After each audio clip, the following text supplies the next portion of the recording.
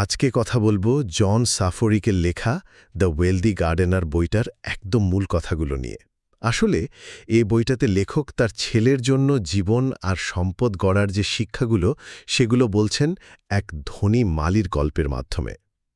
এটা কিন্তু শুধু টাকা পয়সার ব্যাপার না, এটা জীবনের দর্শন নিয়েও। বইটার কয়েকটা জরুরি শিক্ষা তাহলে দেখে নিয়ে চলেন। প্রথম কথা হলো, সম্পদ অনেকটা বাগানের মতো, বুঝলেন? মানে এটা রাতারাতি তৈরি হয় না। ধৈর্য ধরে ঠিকঠাক যত্ন নিলে, পরিকল্পনা করলে তবেই না ধীরে ধীরে বাড়ে। দ্বিতীয়ত, আপনার আজকের ছোট ছোট কাজগুলো, ধরুন একটু খরচ কমানো বা রোজ একটু একটু করে জমানো, এগুলোই কিন্তু আপনার ভবিষ্যৎটা গড়ে দেয়। প্রতিদিনের এই অভ্যাসগুলোই আসল। আর ৩ নম্বর পয়েন্টটা খুব জরুরি, সত্যিকারের সম্পদ কিন্তু শুধু টাকা না, তাই না? মানে টাকা, ভালো স্বাস্থ্য, সুন্দর সম্পর্ক আর মনের শান্তি, এই সব কিছু মিলিয়ে কিন্তু আসল ধনী হওয়া। এই ব্যালেন্সটাই আসল খেলা।